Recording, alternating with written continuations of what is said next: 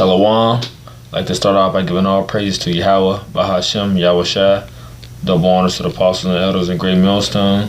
Salutation to you brothers out there teaching through the four corners of the earth. Shalom. And today I wanted to go over a few scriptures on how men, that perished, erred, and sinned behind women. Now the first scripture I'm gonna get before I get into the lesson is this.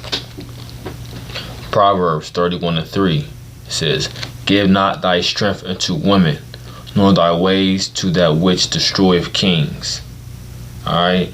Now as I go on through the lesson, I'm gonna pull out a couple scriptures in between them, and I'm gonna show you a couple ways how different men either perished, erred, or sinned behind these women. And at first I'm going to start off with Judges 14:1. Now I'll start at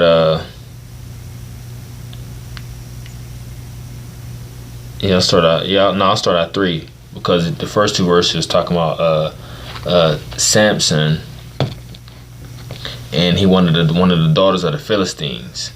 Alright, and we'll jump to the third verse. Let's see what his mother says. And it says, and his father says, "Then his father and his mother said unto him, There is never a woman among the daughters of thy brethren, or among all my people, that thou goest to take a wife of the uncircumcised Philistines." And Samson said unto his father, "Get her for me, for she pleases me well." So basically, they knew that you should be, basically like it's best for you to marry within your own people, within your own nation of people. But Samson wanted what? He wanted a Philistine woman. It says, "But his father and his mother knew not that it was of the Lord, that he sought an occasion against the Philistines. For at that time the Philistines had dominion over Israel. Then went Samson down, and his father and his mother, to Timnath, and came to the vineyards of Timnath, and beheld a young lion roared against him. And the Spirit of the Lord came mightily upon him, and he rent him, and as he would have rent a kid, and he had nothing in his hand. But he told not his father or his mother what he had done." So right there, that's going into Samson was very strong, because he ripped a lion's mouth open, and he had nothing in his hand. So that shows you what we had power. Especially when Yahawah Bahasham Yahawashi, the Heavenly Father, was dealing with you.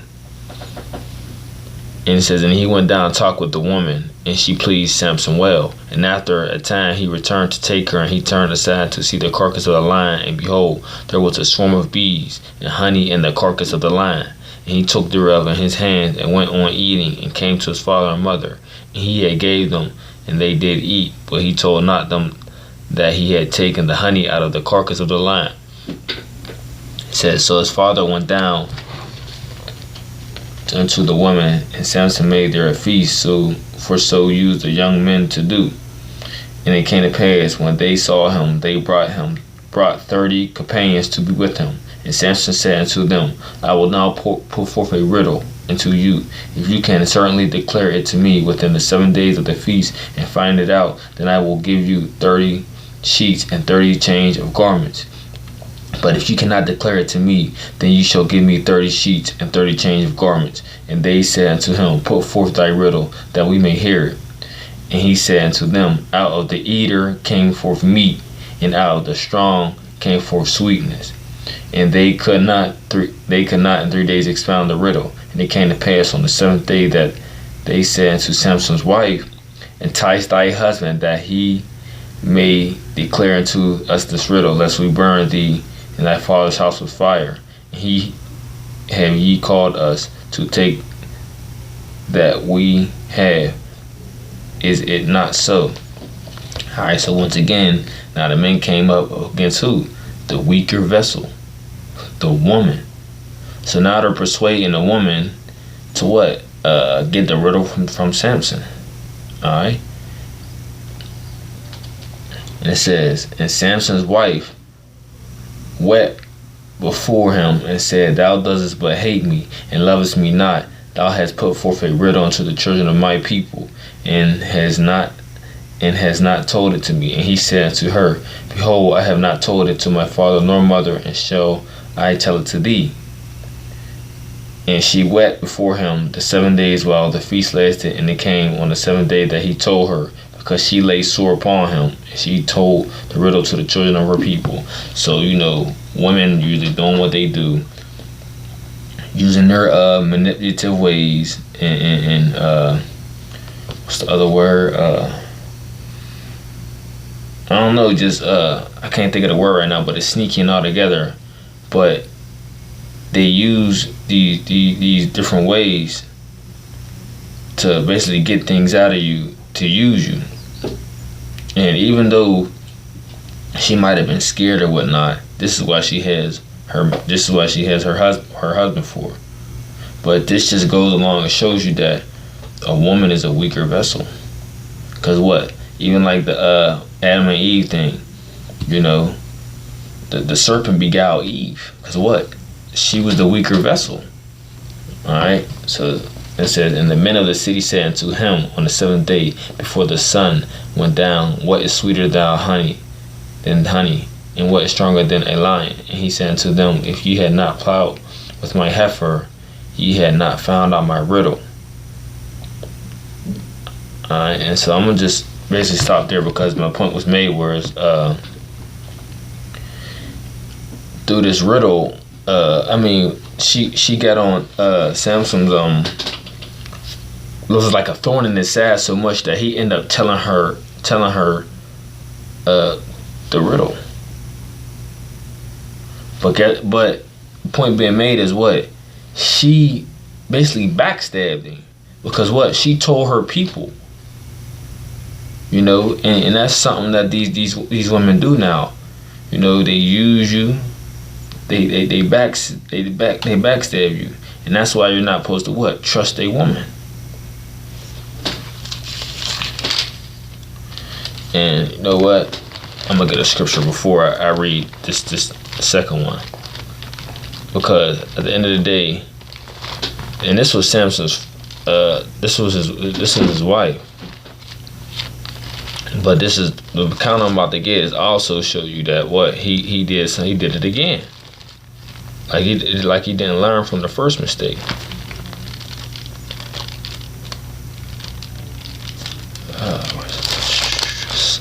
Bear with me, y'all.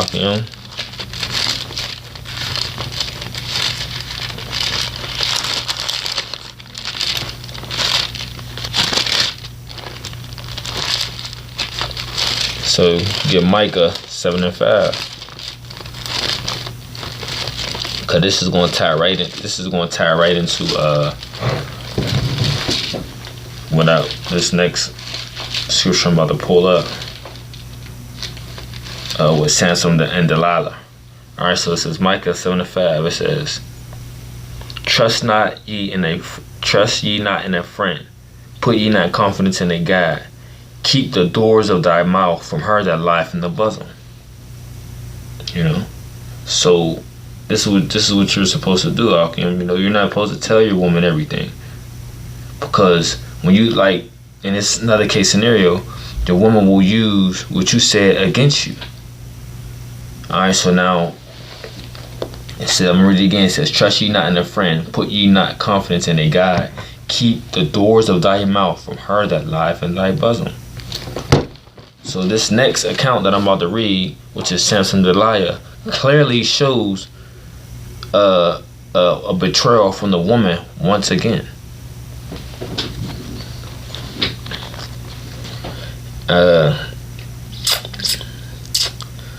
Start at Judges 16.